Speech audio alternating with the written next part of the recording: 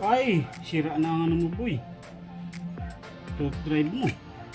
Yung mga kadwit, ang pinakamalaki niya naging problema. Torque drive. Wasak. Yung kanyang pin dumapa na. Tapos nabutas yung kanyang slider cover. Ayan. Yun ang problema sa mga matic. So kailangan talaga twice a year, every 6 months ay nagpapalinis tayo ng panggilid para ma-prevent yung mas malaking gastos.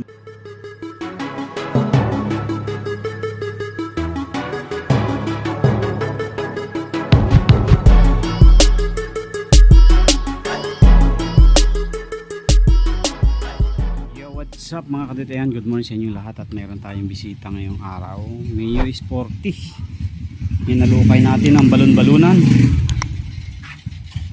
Ayan, wala kasing busina at saka push start kaya inayos natin. Ayan. Tapos maglilinis tayo ng panggilid niya, and then filter mamaya. Yung palang papalitan din natin yung kanyang speedometer. So since nandiyan na rin lang, papalitan natin mamaya either gearbox or yung kanyang cable. So mamaya papalitan natin.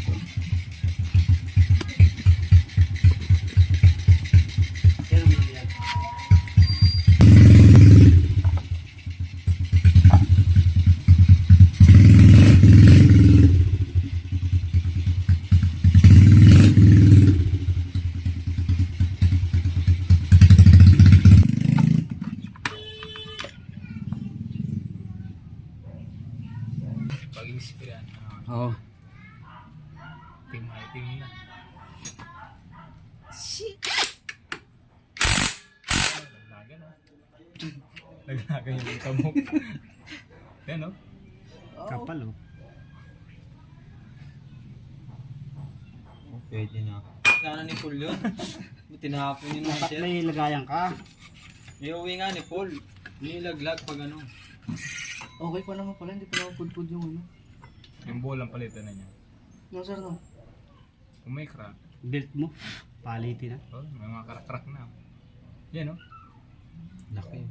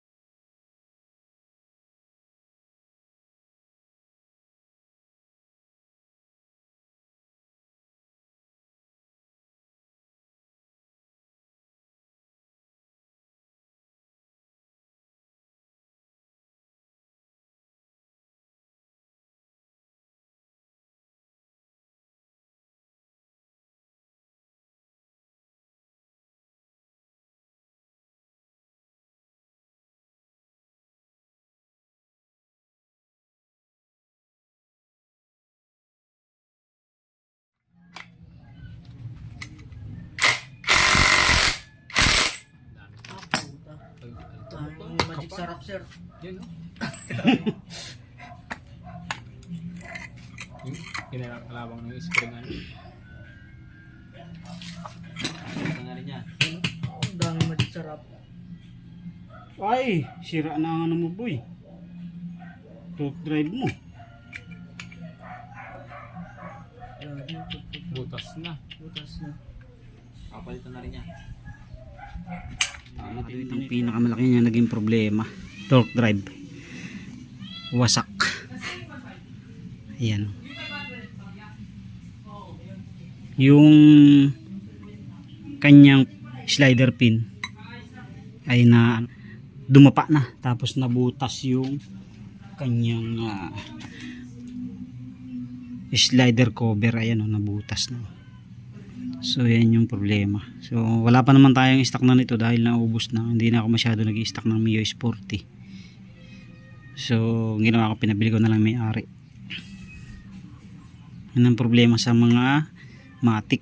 So kailangan talaga twice a year, every 6 months ay nagpapalinis tayo ng panggilid para ma-prevent yung mas malaking gastos. Magkano lang naman ang palinis? 300, 350 hanggang 500. Kung magpapalit ka ng isang buo niyan, di ba, nakatipid ka nga ng matagal na panahon. Kaso ang dami namang sinira, nadamay lahat ang kanyang piyesa sa torque drive. Female torque drive, male torque drive, cover, pin, wasak lahat, kaya hindi na pwede, papalitan na talaga ng bago. Okay, wala na to, palit tayo ng bago nito.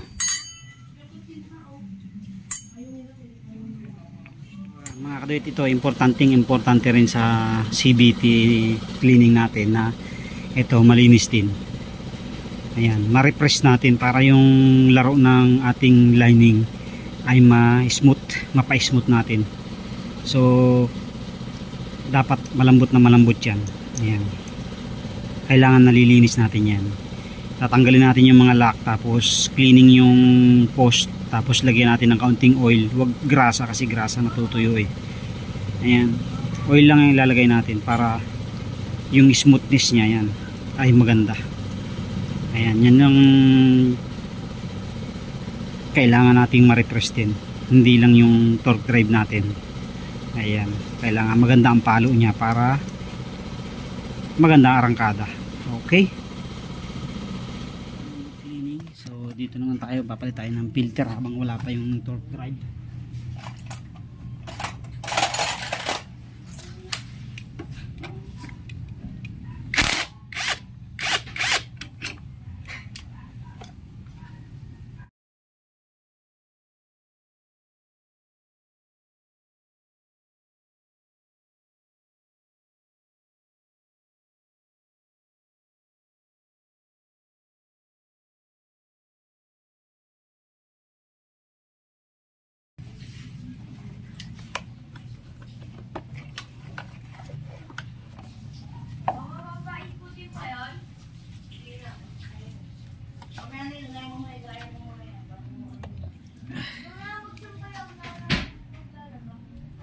So wala pala nakalagay na element mga kaduit, kaya napakadumi. So yan mga kaduit, ang sabi ng may-ari ay palitan lang natin ng bago, kaya pan na lang natin. Mas maganda kasi may filter para iwas dumi agad ang carburetor. Install na natin to.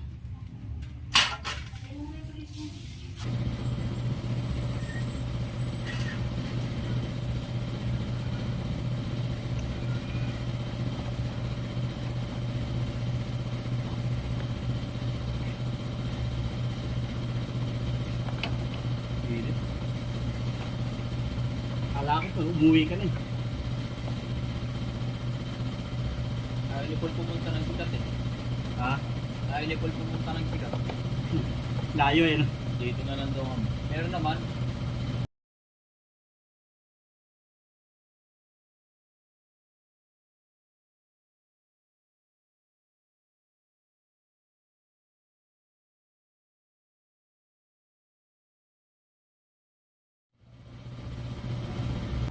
Okay, so tapos na tayo dito.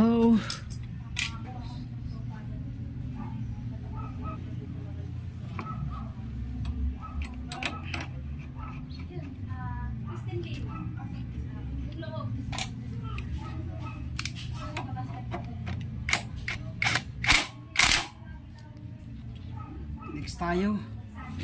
Mamaya natin kakabit yan mga kapatid pagdating ng may-ari. So dito muna tayo sa speedometer.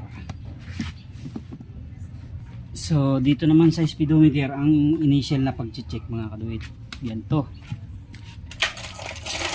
Para malaman nyo kung alin ang sira, dito ka muna mag-check. Tanggalin nyo lang to. Tapos hugutin nyo to. Pag ito putol,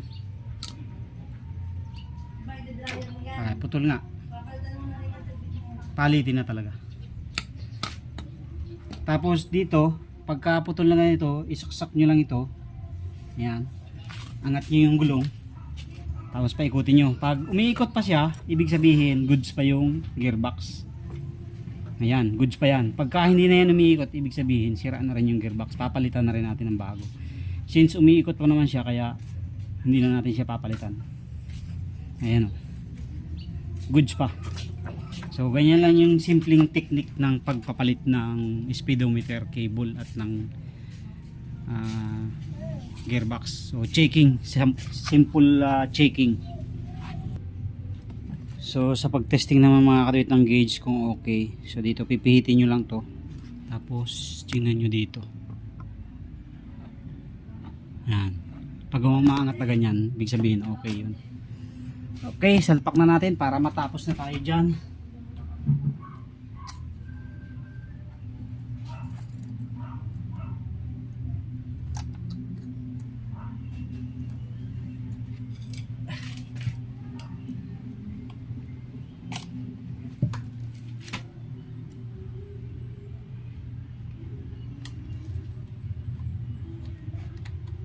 Tapos importante mga kadwit, mayroon yan langis. Kasi pag walang langis, mabilis siyang masira.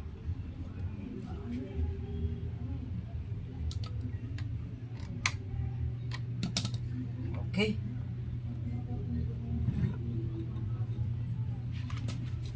Tapos pare pasilip na ako. Diyan sa gauge. Kung napalo. Oo. Ayos. Okay, tapos na tayo mga kadityan. So hintayin na lang natin yung kanyang torque drive. Bola pala. Ikabit na natin. So assemblyhin na natin. Straight 9 lalagay natin na R-shape. 9.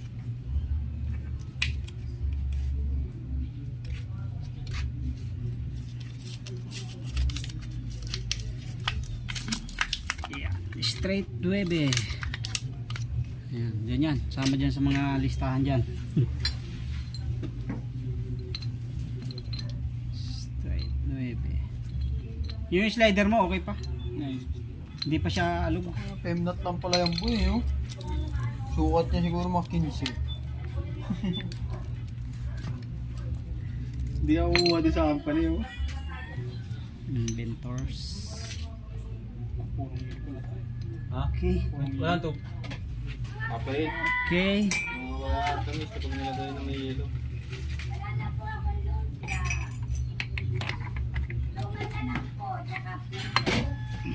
Tuman pong malag.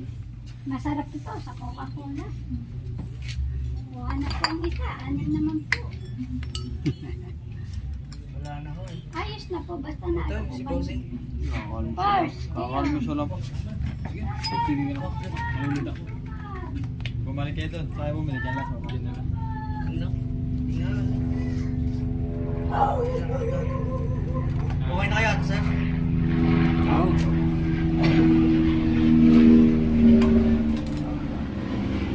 Tasya yan ha. Palit belt tayo.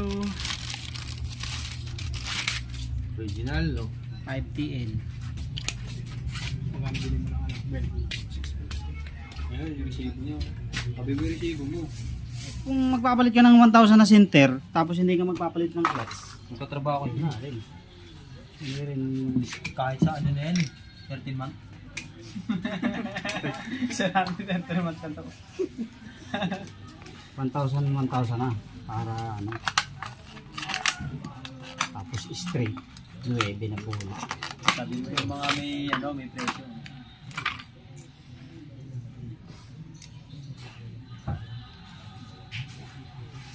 Pwede pala yung palit yan po yung makina ng electric fan, no? Parang makina ng electric fan, no? May sira electric fan nga din, kabit nila.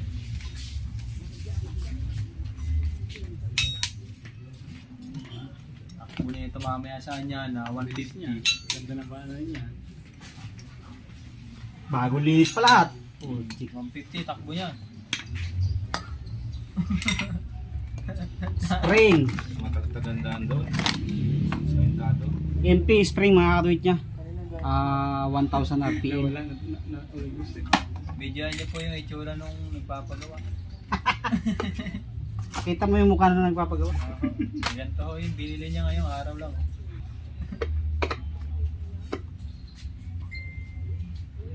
Diretso Batangas ka po.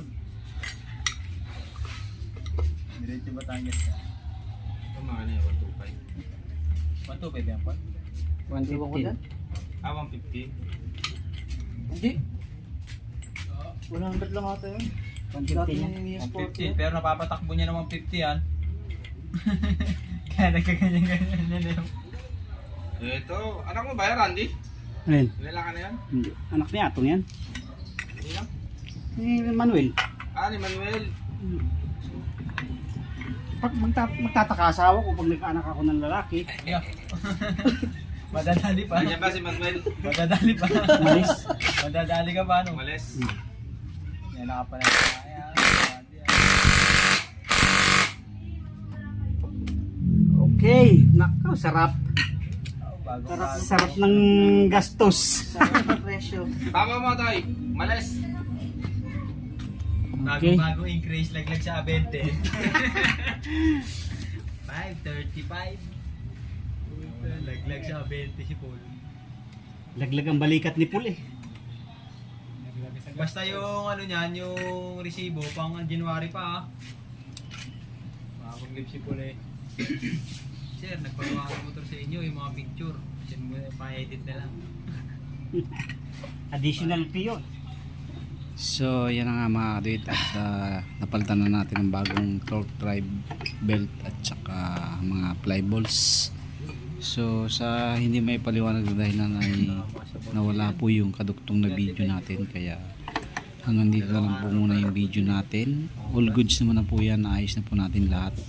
Isinama na rin po natin yung kanyang wirings. Ayan, nag change oil, tune up at carb clean na rin po tayo dito sa motor na to para gumanda yung kanyang idle, dahil wala po siyang idle. Every time na bibitawan ng silindyador ay namamatay po kasi yung pala tukod na yung kanyang exhaust valve. Wala naman, maraming salamat po. God bless po sa inyo lahat. See you po sa ating mga susunod pang mga vlog. Thank you very much. God bless po.